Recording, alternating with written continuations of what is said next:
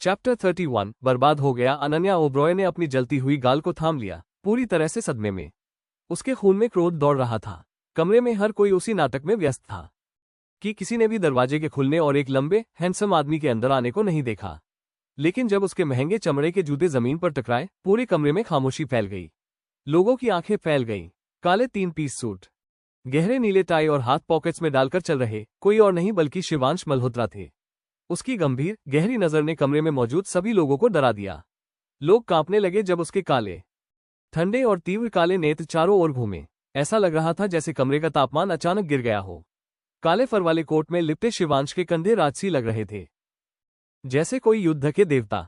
लोग देखते रहे जैसे उसकी लंबी लंबी टांगें अनन्या के पास पहुंची, जो हक्का बक्का अपनी लाल हुई गाल को पकड़ रही थी। कबीर कपूर इतना गुस्से में था कि उसने उस आदमी की मौजूदगी तक नहीं देखी जो आसानी से उसे मात दे सकता था। यहां क्या हो रहा है? उसकी आवाज सुनते ही पूरा कमरा चुप हो गया।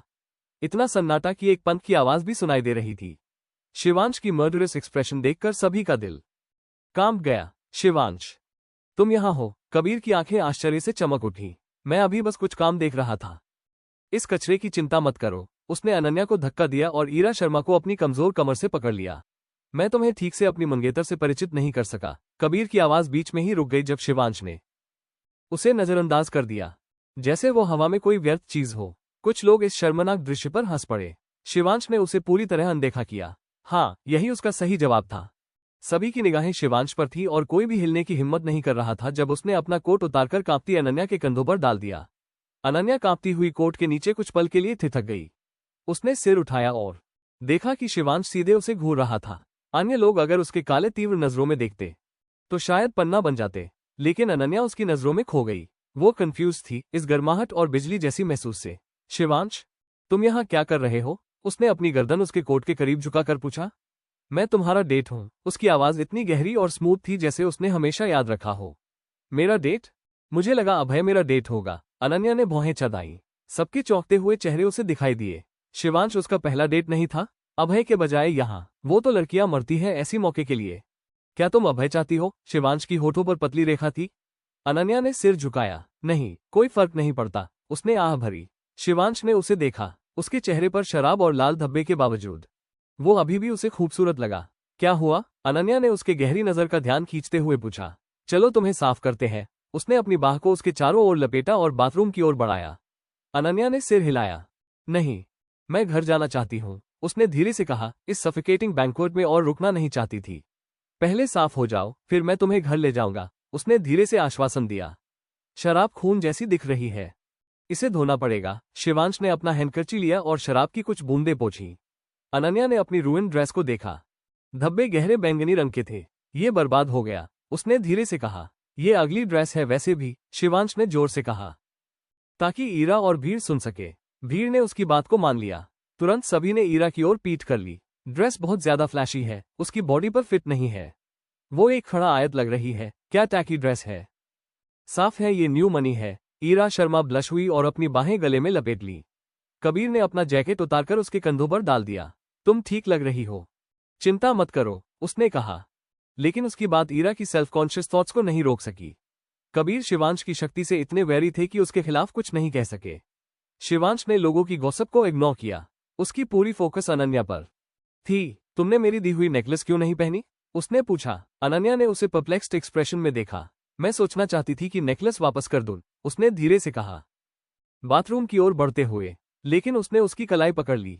क्या कर रहे हो? नेकलेस रखो, उसने गहरी नजर से कहा। नहीं, मैं नहीं चाहती। अनन्या ने तुरंत पुरानी आदतों में रिवर्ट किया। शिवांश ने हौले से मुस्कान छुपाए। उसने उसकी कलाई पकड़ने की कोशिश की, लेकिन उसका स्पर्श जेंटल था, जैसे कोमल सहलाना। अनन्या ने उसका चेहरा उठाकर देखा और तुरंत पछताया। वो इतनी सुंदर थी कि वो कुछ कह नहीं पाए। धीरे धीरे वो उसकी आंखों में खो गई। शिवांश झुका और कान के पास धीरे से फुसफुसाया। अगर तुम नेकलेस वापस कर दोगी तो मैं इसे समुद्र में फेंक दूंगा। अनन्या की आंखें झपकी, उसका चेहरा लाल हो गया। उसने उसे धक्का दिया और उसने पकड़ छोड़ दी। मुझे छुओ मत, उसने धीरे से कहा और बिना जवाब सुने बाथरूम में चली गई। चैप्टर 32 तुमने क्या किया? शिवांश मल्होत्रा कॉरिडोर के आखिर में खड़ा था। उसके चेहरे पर हैरानी थी। क्या अनन्या ओब्रॉय उसे ऐसे ही छोड़कर चली गई? भौहें चढ़ाते हुए वो दीवार से टिक गया और इंतजार करने लगा। उसने बालों में हाथ फेरा और खुद पर यकीन नहीं हुआ। क्या वो सच में किसी औरत के लिए बाथरूम के बाहर खड़ा इंतजार कर रहा था? उसे तो ऐसा लग रहा था जैसे कोई कॉलेज का लड़का जो अपनी क्रश को रुमाल देने का बहाना ढूंढ रहा हो। अंदर अनन्या ने जैसे ही बाथरूम का दरवाजा बंद किया, अपने बाल खोल दिए, उसकी काली लंटे पीठ पर बिखर गईं और शराब की गंध से भरी बूंदें टपकने लगीं। वो खुद से बुदबुदाई, कम से कम मैंने अनिका को उसका गिफ्ट तो दे दिया। चेहरा धोने और बालों से शराब का असर निकालने के बाद उसका चेहरा पूरी तरह मेकअप रहित हो गया। आईने में उसने अपनी आंखों के नीचे काले घेरे देखे और उदास हो गई। कई रातों की बेचैनी और करवटें उसके चेहरे पर साफ झलक रही थी। उसी वक्त दरवाजा खुला और ईरा शर्मा अंदर आए, आंखें लाल, होंठ कांपते हुए। वो ड्रेस को संभालते हुए धीरे धीरे अंदर आए। अनन्या ने उसे ठंडी नजरों से देखा। दोनों अकेली थीं और उसे वो रात याद आ गई जब उसने ईरा के असली माँ बाप का सच बताया था। कैसे ईरा ने अपने पिता को नकार दिया था और कबीर कपूर की मदद से अनन्या को घर से बेइज्जत करके निकाल दिया था। ईरा अचानक ठिठक गई, मानो यकीन नहीं हो रहा कि वो अनन्या के सामने अकेली खड़ी है। हाँ हेलो, ईरा ने झिझकते हुए कहा। उसकी आवाज में बनावटी मासूमियत थी। अनन्या ने भौं उठाए। ये नाटक क्यों कर रही है? साफ है उसे पता था मैं यहाँ हूँ। उसकी आंसुओं से भरी आंखें देखकर अनन्या सब समझ गई। जैसा हमेशा, थोड़ी सी आलोचना बर्दाश्त नहीं हुई और ये फिर टूट गई। ईरा सिसकी लेते हुए बोली, सॉरी, मैंने वही ड्रेस पहन ली जो तुम्हारी है, ये तुम्हारी गलती नहीं है, अनन्या ने ठंडी आवाज में कहा। ईरा ने झेपते हुए सिर हिलाया, फिर बोली, तो मैं कबीर के बिहेवियर के लिए माफी मांगती हूँ। वो ऐसे नहीं है, बस गुस्से में था। बस करो ईरा। अनन्या ने गहरी सांस छोड़ी। बहाने मत बनाओ। कुछ पल की खामोशी के बाद अनन्या मुड़ी और बाहर जाने लगी, लेकिन अचानक ईरा ने घबराकर उसकी बांह पकड़ ली। रुको, प्लीज मत जाओ, मैं बस गलतफहमी दूर करना चाहती थी। छोड़ो मुझे। अनन्या दर्द से कराह उठी। वही बांह थी जिसे कबीर ने अभी थोड़ी देर पहले बेरहमी से दबोचा था। ईरा रोते हुए बोली, सॉरी, मैंने जानबूझकर नहीं किया। बाहर खड़ा कबीर कपूर शोर सुनकर दरवाजे पर जोर से दस्तक देने लगा। स्वीट हार्ट, तुम ठीक हो? उसकी आवाज में घबराहट थी। अनन्या की आंखें ठंडी हो गईं। 3 हफ्ते अस्पताल में रही थी, तब उसे इतनी चिंता नहीं हुई थी। और आज बस ईरा की आवाज बदलते ही पागल हो गया। वो मुस्कुराई, लेकिन मुस्कान में कड़वाहट थी। अचानक उसने अपना पर्स खोला और उसमें से छोटा सा चाकू निकालकर ड्रेस के भारी पल्लू को फाड़ डाला। कपड़े की आवाज सुनकर ईरा दंग रह गई। इतना महंगा गाउन, और इसे ऐसे ही फाड़ डाला? ईरा मन ही मन जल गई। बाहर खड़े कबीर की चिंता और बढ़ गई। क्या सच में वो बर्बाद कर रही है सब कुछ? तभी दरवाजा खुला और अनन्या बाहर आए। उसकी आंखों में ठंडी चमक थी। नहीं, वो ठीक नहीं है। रो रही थी अंदर। कबीर का चेहरा तमतमा उठा। उसने सोचा अनन्या ने ईरा को चोट पहुंचाई है। तुमने ईरा को क्या किया? वो गुर्राया और उसे पकड़ने बढ़ा, लेकिन अनन्या ने हाथ में चाकू घुमाकर सीधा उसकी तरफ तान दिया। उसकी मुस्कान खतरनाक थी। मुझसे पंगा मत लेना, प्रेसिडेंट कपूर। कबीर हैरान था कि ये औरत इतनी फ्लुएंटली चाकू चला रही है। ये कब से हथियारों में माहिर हो गई? उसने हंसते हुए कमर से पिस्तौल निकाली और उंगलियों पर घुमाने लगा। बहुत हिम्मत है तुम्हारी मुझे धमकाने की, अनन्या ने बिना डरे कहा। पिस्तौल? ये खिलौना रखकर डराना चाहते हो? अगर असली ताकत चाहिए तो डेजर्ट ईगल मार्क 19 रखो। एक गोली से भालू मर सकता है। तुम्हारा ये खिलौना शर्मनाक है। वो उसके पास से गुजर गई। कबीर का हाथ उसे पकड़ने ही वाला था कि तभी शिवांश मल्होत्रा ने उसे जोर से धक्का दिया। उसकी आंखों में चेतावनी की आग थी। अनन्या को हाथ लगाने की हिम्मत मत करना, और हाँ, अपनी गंदी उंगलियां उससे दूर रखना। उसकी कमर से झलकती हुई डेजर्ट ईगल देखकर कबीर का गुस्सा और जलन बढ़ गई। क्या शिवांश सच में उसके खिलाफ खड़ा हो रहा है, सिर्फ एक औरत के लिए? चैप्टर 33, उसके रास्ते की रुकावट। शिवांश मल्होत्रा, तुम क्या कर रहे हो? तुम्हें पता भी है वो औरत कितनी घटिया है? कबीर कपूर गुस्से में बोला। उसकी नजरें उस औरत पर टिक गई जो इस समय शिवांश की बाहों में सुरक्षित थी। तेरी आंखें निकाल दूंगा। चुपचाप अपनी बात अपने पास रख। शिवांश की आवाज बर्फ जैसी ठंडी और पत्थर जैसी कठोर थी। उसने कबीर की चेतावनी जैसे सुनी ही नहीं। अनन्या ओब्रॉय उसकी बातों से हैरान रह गई। उसने कभी नहीं सोचा था कि वो दूसरी बार उसकी ढाल बनेगा, और वो भी अपने ही दोस्त की परवाह किए बिना। उसके मन का एक हिस्सा कबीर की बातों से सहमत था। हाँ, वो वाकई एक गिरी हुई औरत थी जिसकी जिंदगी गलतियों से भरी थी। क्या शिवांश को सचमुच लगता है कि वो उसके साथ खड़े रहने लायक है? इतना ताकतवर और ऊंचे दर्जे वाला आदमी तो किसी सुंदर और बेदाग औरत के साथ शोभा देता, न कि उसके साथ। लेकिन सच ये था कि अनन्या खुद से नफरत करती थी, इतनी कि किसी और से कर ही नहीं सकती थी। कबीर, तुम मजाक कर रहे हो क्या? कबीर ने बाहें बांध ली और त्योरियां चढ़ा ली। उसे यकीन नहीं हो रहा था कि उसका दोस्त उसे इतनी आसानी से छोड़ देगा। असल में कबीर को कभी यह एहसास ही नहीं हुआ था कि शिवांश ने उसे दोस्त माना ही नहीं। कबीर सबके साथ मिलनसार था और उसे लगता था कि सब उससे दोस्ती करना चाहते हैं, पर सच्चाई ये थी कि शिवांश उसे एक परेशान करने वाली मक्खी से ज्यादा कभी नहीं समझता था। उनकी तथाकथित दोस्ती हमेशा एक तरफा रही थी।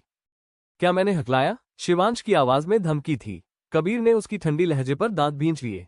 उसकी नजर अनन्या पर पड़ी, जो अब भी शिवांश की बाहों में थी। वो जैकेट जैसे एक साफ चेतावनी थी कि अनन्या अब उसकी सुरक्षा में है। कबीर की नजरें और गहरी हो गईं। जितना वो अनन्या को देखता, उतना ही उसे खत्म करने की इच्छा होती। ये औरत कौन होती है उसकी जिंदगी में लौटकर उसकी और शिवांश की दोस्ती बिगाड़ने वाली? ये औरत हमेशा से सिर्फ बर्बादी लाती रही है। अनन्या ने उसकी नफरत भरी निगाहें देखी और पलटकर उतनी ही तीखी नजरों से उसे घूरा। तभी एक धीमी, कांपती हुई आवाज ने उस भारी माहौल को तोड़ दिया। कबीर, आयरा शर्मा दरवाजे पर खड़ी थी, अपने गाउन का किनारा पकड़ते हुए। उसकी आंखें डर से इधर उधर घूम रही थीं। दो ताकतवर आदमियों के बीच खड़ी हुई। कबीर की नजरें तुरंत उस पर गईं। तुम रो रही हो? उसने उसके लाल आंखों को देखकर कहा। आयरा ने अपने हाथों को कसकर पकड़ा। उसके बाल चेहरे पर झूल रहे थे। बस आंखों में धूल चली गई थी। उसकी आवाज धीमी थी। कबीर का चेहरा नर्म पड़ गया। वो सब भूलकर उसकी ओर बढ़ा और उसे बाहों में भर लिया। आयरा रोते हुए उसके सीने से लग गई। उसकी उंगलियां कबीर की शर्ट को कसकर पकड़ चुकी थीं। अनन्या ये नजारा और बर्दाश्त नहीं कर सकी। उसने नजरें फेर ली और वहां से जाने लगी, लेकिन किसी का मजबूत हाथ उसके कंधे पर था। उसने ऊपर देखा तो शिवांश की गहरी, डूबी हुई आंखों से सामना हुआ। उसके चेहरे पर थकान साफ झलक रही थी, शायद कंपनी के काम और उसकी हल्की सी इंसोम्निया की वजह से। अनजाने में अनन्या ने उसका चेहरा पकड़ लिया। शिवांश जैसे पत्थर का बन गया। अरे माफ करना। अनन्या घबरा गई और तुरंत हाथ हटा लिया। अगले ही पल वो उसकी बाहों से फिसलकर गलियारे की ओर भाग गई। शिवांश कुछ पल के लिए हैरान खड़ा रहा, फिर हल्का हंस पड़ा। इतनी तेजी से भागी जैसे मैं उसे पकड़ ही लूंगा। उसने आराम से कदम बढ़ाए।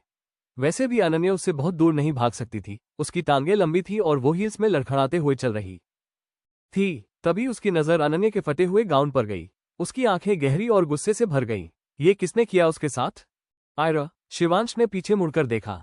आयरा ने जैसे ही उसकी नजर पकड़ी, तुरंत अपना चेहरा घुमा लिया, लेकिन शिवांश ने साफ देख लिया, इरा घूर रही थी अनन्या को नफरत से। शिवांश ने भौहें चढ़ाई और फोन निकाला और उसके असिस्टेंट को कॉल किया। रजत, कल सुबह तक इरा शर्मा की पूरी रिपोर्ट चाहिए। बेचारा रजत, जो अभी अभी अपनी पत्नी के साथ रोमांटिक रात के लिए तैयार हुआ था, मैसेज देखते ही रो पड़ा। आज ही क्यों? भगवान, उसने माथा पकड़ा। वो जानता था बॉस कितना बेरहम है, लेकिन तनख्वाह भी उतनी ही मोटी देता है। इसलिए उसने लैपटॉप खोला और काम में जुट गया, जबकि उसकी पत्नी इंतजार करते करते सो चुकी थी। चैप्टर 34, किसी का इंतजार। बैंक्वेट हॉल में लोग अब भी उस घटना से स्तब्ध थे। सब हैरान थे कि अचानक शिवांश मल्होत्रा वहां प्रकट हुआ और सबके सामने अनन्या ओबरॉय का साथ दिया। सबसे बड़ी हैरानी की बात यह थी कि कबीर कपूर जैसा आदमी, जिसने कभी भीड़ के सामने अपना असली रूप नहीं दिखाया, आज सबके सामने एक औरत पर हाथ उठा बैठा, और वो भी अनन्या पर। वो लड़की जो इस बार सचमुच गलती से ही इरा शर्मा से टकरा गई थी। क्या उसकी गलती इतनी बड़ी थी कि उसके हाथ को नीला कर दिया जाए और उसके सिर पर वाइन उड़ेल दी जाए? आज तो वो वाकई बहुत बेचारी लग रही थी। लेकिन बैंक्वेट ज्यादा देर तक चुप और बोझिल नहीं रहा।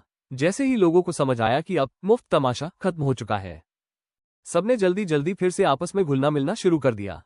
हंसी मजाक, मुस्कुराहटें और हल्की फुल्की बातें फिर से कमरे में गूंज उठी। लेकिन सबके मन में एक ही सवाल घूम रहा था, आखिर अनन्या का शिवांश मल्होत्रा से क्या रिश्ता है? क्योंकि जैसे उसका छोटा भाई भी कभी किसी लड़की के साथ पब्लिक में नजर नहीं आता, वैसे ही शिवांश भी हमेशा अकेले ही महफिलों में आता था।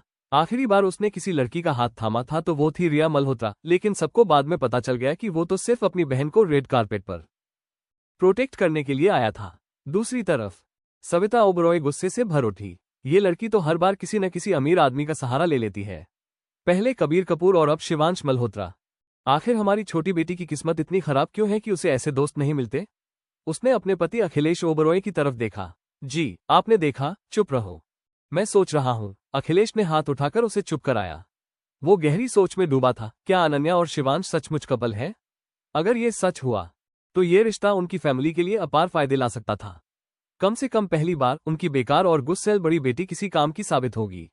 अखिलेश को याद आया, जब तक अनन्या पियानो बजाती थी, वो उस पर गर्व करता था।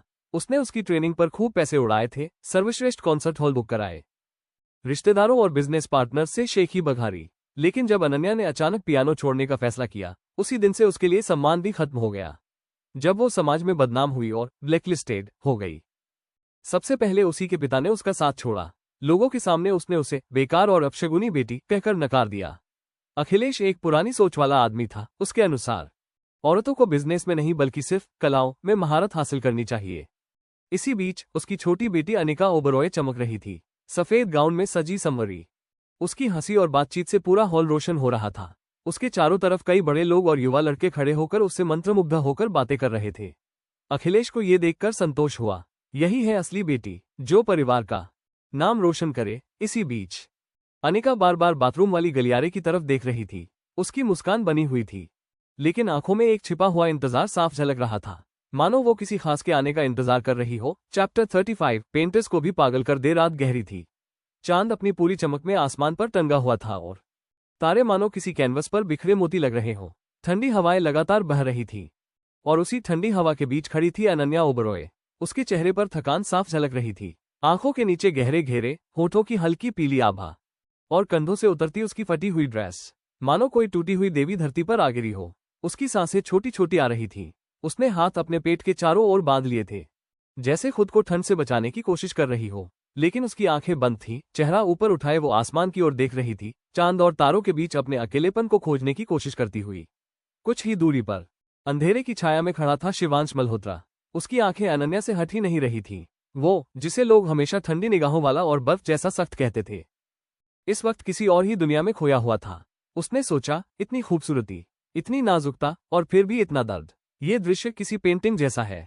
कोई भी चित्रकार इसे देखकर अपना होश खो बैठे। वो चुपचाप दीवार से टिककर उसे देखता रहा। उसने महसूस किया कि अनन्या खुद को संभालने की कोशिश कर रही है, गहरी सांस अंदर लेना और धीरे धीरे बाहर छोड़ना। शायद यही उसका दर्द छिपाने का तरीका था। लेकिन कुछ देर बाद ही उसके कदम लड़खड़ाए। शिवांश का दिल जैसे उछल पड़ा। वो दौड़कर पहुंचा और समय रहते उसे अपनी बाहों में थाम लिया। अनन्या, उसकी आवाज में गहरी चिंता थी। अनन्या का सिर उसके सीने से लग गया। उसका शरीर ठंड से बर्फ जैसा हो चुका था, लेकिन गाल तप रहे थे। शिवांश ने उसके माथे को छुआ और फिर अपने माथे से मिलाया। उसके चेहरे का रंग बदल गया, बुखार और बहुत तेज। उसने गहरी सांस ली और मन ही मन खुद को कोसा। बिना और कुछ सोचे उसने उसे अपनी बाहों में उठा लिया। अनन्या का चेहरा उसकी गर्दन में छुप गया। उसकी सांसें तेज और बेकाबू थीं। शिवांश खुद केवल एक पतली शर्ट में था। ठंडी हवा उसकी हड्डियों तक चीर रही थी, लेकिन उसे इसकी परवाह नहीं थी। उसकी दुनिया में इस वक्त सिर्फ एक ही चीज मायने रखती थी कि अनन्या सुरक्षित रहे। तेज कदमों से चलते हुए वो कार तक पहुंचा। ड्राइवर हर्षित ने पहली बार अपने बॉस को इस हालत में देखा, किसी लड़की को इतनी नरमी और एहतियात से थामे हुए। उसने तुरंत दरवाजा खोला। Mumbai general hospital. अभी जितनी तेजी से हो सके। शिवांश की आवाज कठोर थी, लेकिन उसमें छिपा दर्द साफ झलक रहा था। गाड़ी तेजी से सड़कों पर दौड़ने लगी। अनन्या की सांसें तेज थीं और कभी कभी उसके होठों से हल्की कराह निकल जाती। हर कराह शिवांश के सीने में तीर बनकर चुभती। उसने उसे और कसकर अपनी बाहों में भींच लिया। उसके मन में बस एक ही बात थी, वो सामने खड़ी थी और मैं देख भी ना पाया कि वो कितनी तकलीफ में है। अगर उसे कुछ हो गया तो मैं खुद को कभी माफ नहीं कर पाऊंगा। आखिरकार गाड़ी हॉस्पिटल के सामने रुकी। शिवांश बिना समय गंवाए अनन्या को उठाए हुए भीतर भागा। पीछे खड़ा हर्षित चुपचाप देखता रहा। उसने शिवांश को 10 साल से ज्यादा वक्त तक देखा था, बर्फ जैसा आदमी जिसे किसी की परवाह नहीं। लेकिन आज उसकी आंखों में पहली बार इतनी मोहब्बत और इतनी चिंता थी। चैप्टर 36। तोहफों की जंग। मुंबई जनरल हॉस्पिटल की इमरजेंसी रूम में जब शिवांश मल्होत्रा अपनी बाहों में बेहोश पड़ी अनन्या ओबरॉय को लेकर अंदर आया, तो वहां मौजूद हर डॉक्टर और नर्स चौंक गए। कौन था ऐसा जिसे देखकर पूरा स्टाफ तुरंत हरकत में आ जाए? मुंबई का शायद ही कोई ऐसा कोना हो जहां मल्होत्रा परिवार का नाम न गूंजता हो, और उनमें भी शिवांश, सबसे ठंडे और सबसे ताकतवर। किसी ने सवाल नहीं किया। अनन्या को तुरंत वीवीआईपी रूम में शिफ्ट कर दिया गया। डॉक्टर्स ने जांच शुरू की। रिपोर्ट आई, उसे बहुत तेज बुखार है। नसों में तुरंत इव ड्रिप लगाई गई। शिवांश कमरे में इधर उधर टहल रहा था। उसकी नजरें बार बार अनन्या पर जाती और फिर जमीन पर टिक जाती। उसके मन में गुस्सा और बेचैनी दोनों उमड़ रहे थे। क्या ये मेरी गलती थी? मैंने उसे बाहर इतनी देर खड़े रहने क्यों दिया? लेकिन नहीं, जब मैंने बाथरूम में उसका हाथ थामा था तभी उसका शरीर अजीब तरह से गर्म था। जैसे ही बातें दिमाग में जुड़ने लगी, उसकी आंखों में खून उतर आया। ये सब कबीर कपूर का किया हुआ है। शिवांश की मुठियां कस गईं। वो यकीन कर सकता था कि वाइन में ही कुछ मिलाया गया था, लेकिन फिर भी सिर्फ गिरी हुई शराब इतनी भारी बीमारी कैसे ला सकती है? उसी वक्त डॉक्टर कमरे में दाखिल हुआ, हाथ में क्लिपबोर्ड और चेहरे पर गंभीरता। मिस्टर मल्होत्रा, क्या आप इनके गार्जियन हैं? शिवांश ने बिना झिझके सिर हिलाया। डॉक्टर समझ चुका था कि सामने खड़ा इंसान कौन है। उसे किसी सबूत या रिश्ते की तस्दीक की जरूरत नहीं थी। क्या आपको याद है पिछले 3 घंटों में इन्होंने क्या खाया पिया था? नहीं। शिवांश की नजरें अनन्या के चेहरे से हटी ही नहीं।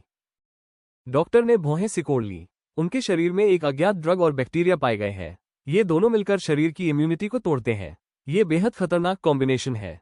शायद इसी वजह से उनका शरीर अचानक टूट गया और बुखार इतना तेज हो गया। शिवांश के अंदर एक तूफान उमड़ पड़ा।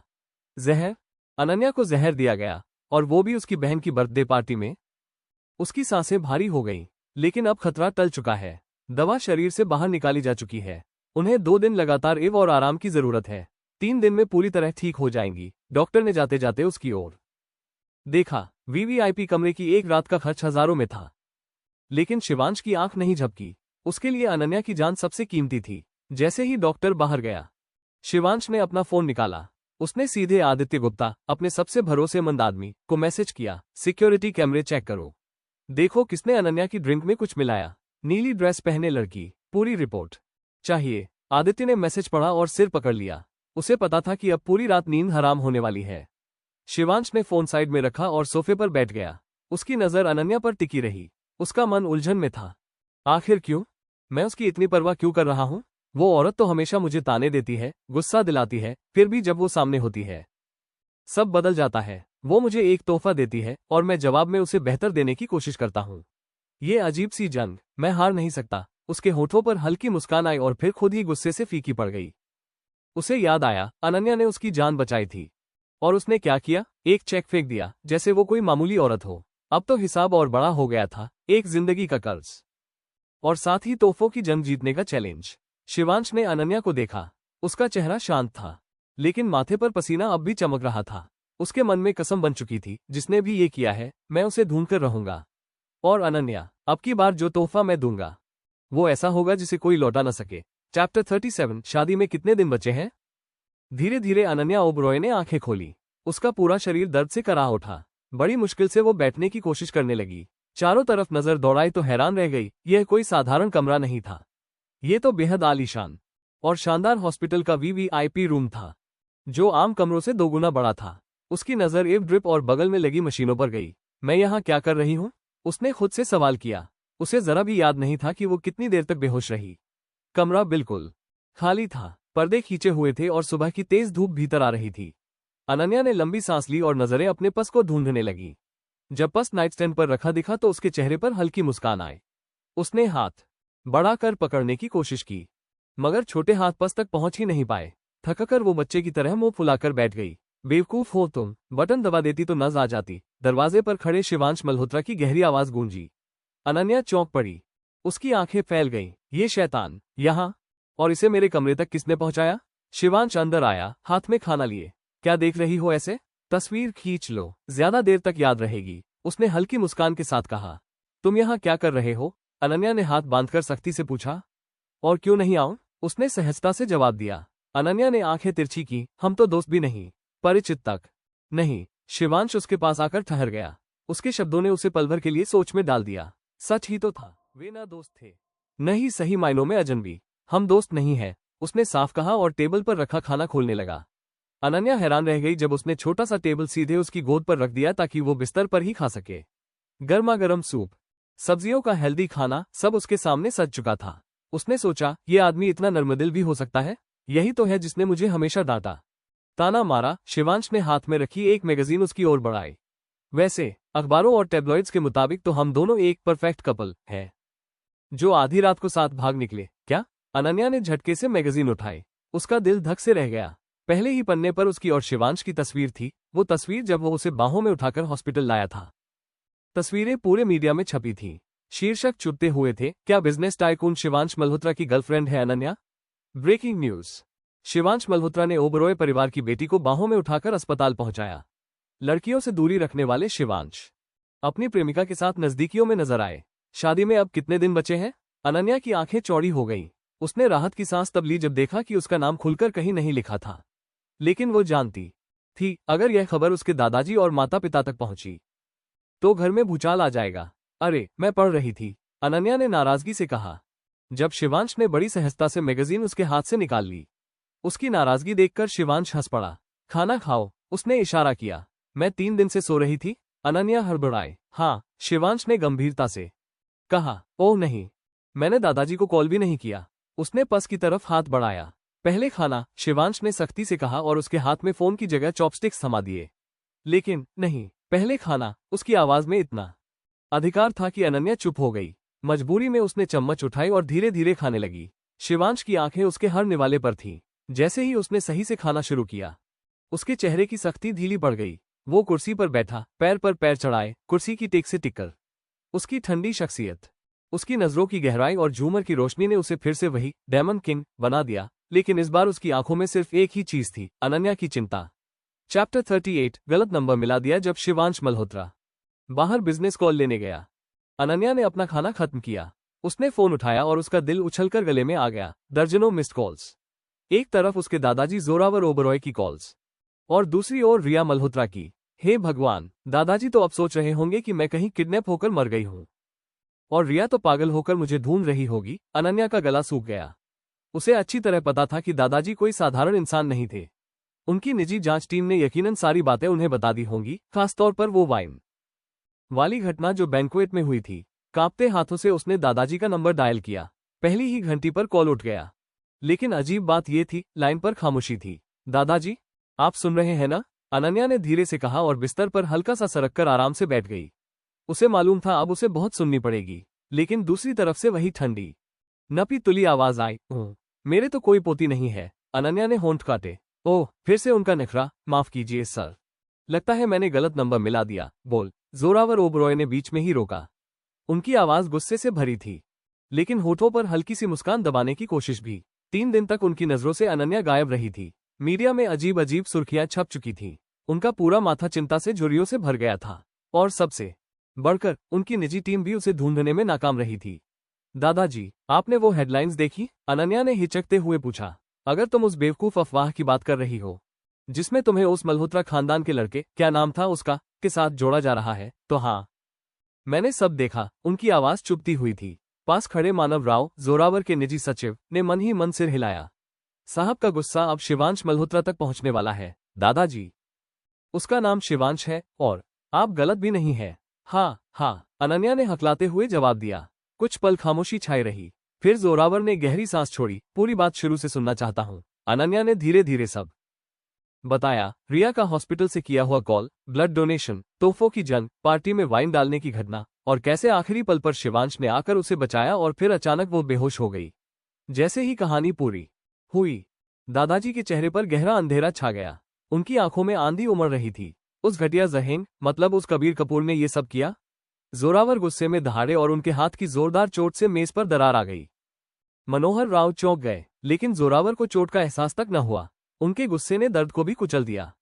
दादाजी, आपने यही सुना ना? बाकी सब भूल गए? अनन्या ने माहौल हल्का करने की कोशिश की। कौन से हॉस्पिटल में हो? जोरावर ने सीधा सवाल किया।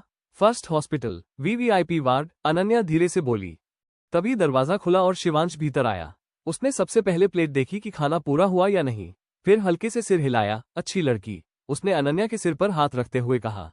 अनन्या ने तुरंत उसका हाथ झटक दिया। होठों से बिना आवाज निकले बोली, मैं कोई पालतू जानवर नहीं हूं। उसकी ये बात सुनकर शिवांश मुस्कुराने लगा।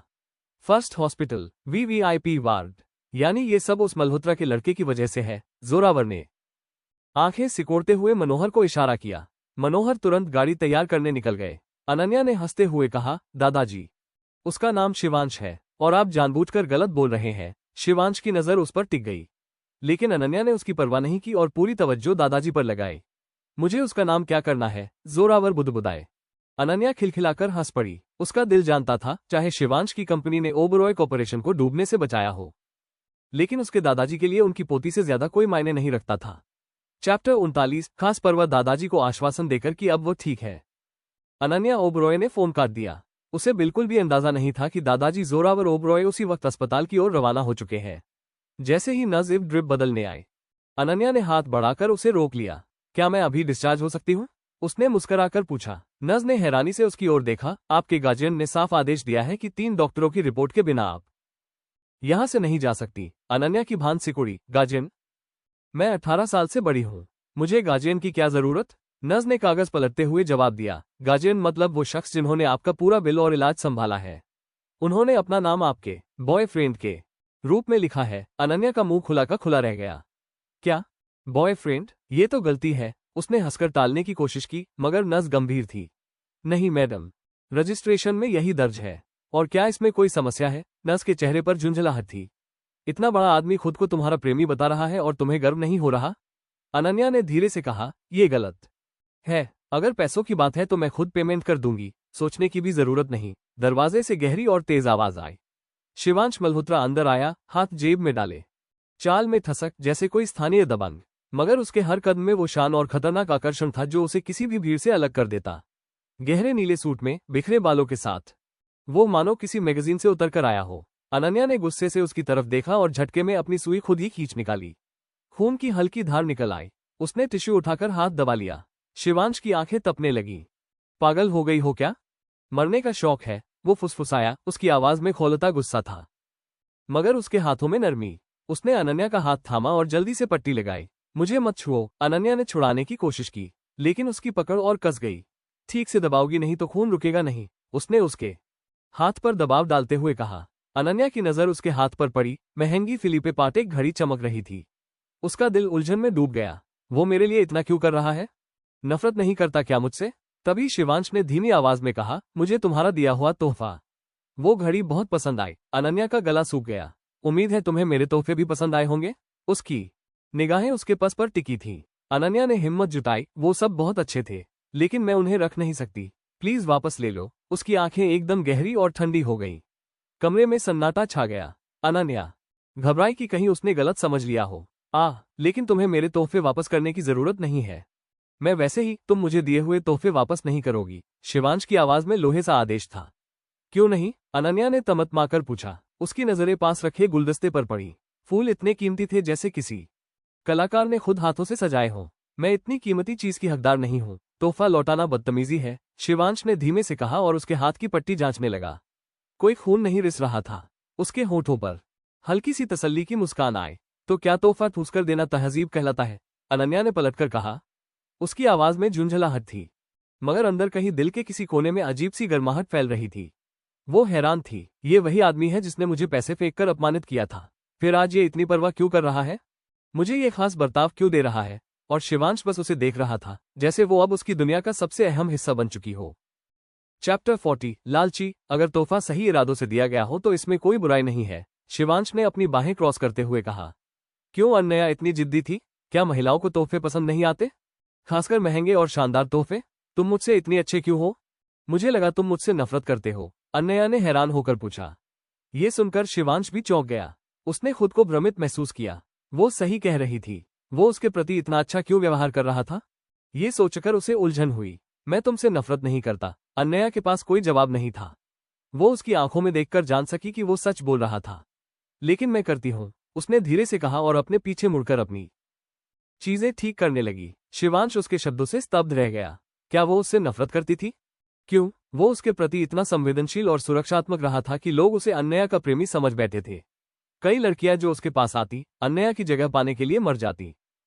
फिर भी यह महिला उसकी हर कोशिश से नाखुश थी। क्यों? उसने तुरंत पूछा।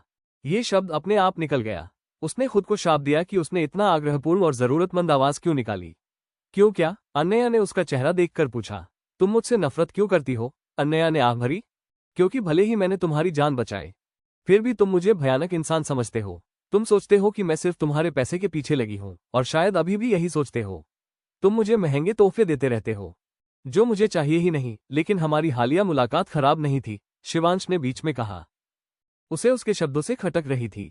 वो स्वीकार करता कि वो उसके शब्दों का खंडन नहीं कर सकता। उसे सच में लगा कि अनन्या जैसी महिलाएं केवल पैसे की लालसा में ही होती हैं। अनन्या ने उसे घूरा। क्या वो समझ नहीं रहा? क्या ये केवल यही था जो उसने सुना? उसके होंठ सीध में सिमट गए। नहीं, ऐसा नहीं था। लेकिन इससे तुम्हारा नजरिया नहीं बदलता। तुम मुझे ऐसे समझते हो जैसे मुझे पैसे से खरीदा जा सके। तोहफे खरीद लेने से कुछ बदलता नहीं। उसने चारों ओर देखा कि अस्पताल से निकलने के लिए पहनने के लिए कपड़े हैं या नहीं। शिवांश ने समझ लिया और अपनी जैकेट उसके कंधों पर डाल दी। अनन्या चौंक गई। गर्माहट उसके चारों ओर फैल गई। उसने जैकेट में खुद को समेट लिया। मैं नहीं सोचता कि तुम आसानी से फंसने वाली हो, उसने धीरे से कहा और जिप खींचकर उसे आरामदायक बनाया। अनन्या के होंठ आश्चर्य से खुल गए। वह फिर से शब्दहीन रह गई। वो इतनी अच्छी तरह से क्यों व्यवहार कर रहा था? क्या उसके पीछे कोई मकसद था? सच कहूं तो मैं सोचता हूं कि तुम बेहद जिद्दी हो, उसने आगे कहा। वो लंबा था और उसके ऊपर से देख रहा था। उसका सिर उसके गर्दन के बीच तक ही आता था। अन्नया ने भौहें सिकोड़ते हुए कहा, मैं जिद्दी नहीं हूं। ये कहना उसकी सच्चाई को साबित कर रहा था। शिवांश ने उसकी टेढ़ी मुद्रा पर हंसते हुए कहा, इसे नकारने की कोशिश मत करो, और उसके माथे पर हाथ फेरते हुए झुर्रियों को ठीक किया। मुझे छुओ मत। अन्नया बुदबुदाई और उसकी हाथों को दूर धकेला, जैसे कोई खट्टा बिल्ली। शिवांश ने उसे देखा और मुस्कुराया। कभी कभी वो बिल्कुल बच्चे जैसी या प्यारी बिल्ली जैसी लगती थी। अन्नया ने उसकी नजर से ध्यान हटाया। उसने फोन उठाया, पर्स में रखा और दरवाजे की ओर चली गई। वो हैरान थी कि शिवांश उसे अस्पताल से जाने दे रहा था। पीछे मुड़कर उसने देखा कि वो उसके पीछे चल रहा था। शिवांश ने उसे अस्पताल में रोकने की कोशिश नहीं की। वह जानता था कि वे बहस में उलझ जाएंगे। इतनी जल्दी क्यों चल रही हो, उसने कहा। जब उसने देखा कि अन्नया ने तेजी से कदम बढ़ाए तो मुस्कुराया। तुमसे दूर जाने के लिए, उसने बिना मुड़े कहा। शिवांश ने मुस्कुराते हुए कहा, यह पहली बार था जब किसी महिला ने ऐसा कहा। लोग हमेशा उसे समारोहों और पार्टियों में आकर्षित होते हैं। सभी उसके चारों ओर होना चाहते हैं, लेकिन अन्नया नहीं। वो जानता था कि अन्नया ना तो मूर्ख है, ना ही साधारण। वो जानती थी कि वो कौन है और उसके संपर्क से क्या लाभ मिल सकते हैं। फिर भी उसने रोशनी को छोड़कर अंधकार की ओर जाने का निर्णय लिया। वो अवसरों को पीछे धकेल रही थी, और यह उसे उलझन में डाल रहा था। क्या वो खेल खेल रही थी? इतनी जल्दी उसे क्यों छोड़ना चाहती थी? शिवांश ने देखा कि वो बार बार लिफ्ट का बटन दबा रही थी, जैसे इसे दोहराने से लिफ्ट जल्दी आएगी। वो हंसने से खुद को रोक नहीं पाया। उसकी छोटी काया विशाल जैकेट में लिपटी थी। अगर कोई उसे केवल अन्नया के बारे में बता दे तो वो विश्वास नहीं करेगा कि इतनी नाजुक दिखने वाली लड़की इतना प्रभाव डाल सकती है। शिवांश ने चेन गावनान से अन्नया के बारे में और जानकारी जुटाई और उसके अतीत की कठोर सच्चाइयां सामने आई। उसने पढ़ा कि अन्नया ने ईरा शर्मा का नाम बदनाम किया, अपहरण की कोशिश की, उसे परेशान किया और समाज में उसकी प्रतिष्ठा को नुकसान पहुंचाया। लेकिन किसी हद तक वो उसकी मंशा को समझ सकता था। हाँ, ये बहुत आगे बढ़ गया, लेकिन क्या यह न्यायसंगत था? हाँ। वो जानता था कि उसे बहुत कम उम्र में कबीर कपूर के लिए वचन दिया गया था और शायद यही उसकी मानसिक स्थिति को प्रभावित कर रहा था। वो उस व्यक्ति के प्रति पूरी तरह समर्पित हो गई थी जो उसका पति बनने वाला था। अन्नया ने ईरा शर्मा को शुरुआती प्रेमिका की तरह देखा, और शिवांश ने भी ऐसा ही सोचा। ईरा साधारण पृष्ठभूमि की थी, लेकिन उसने कबीर कपूर का पीछा किया और उसके इरादों को रोका नहीं।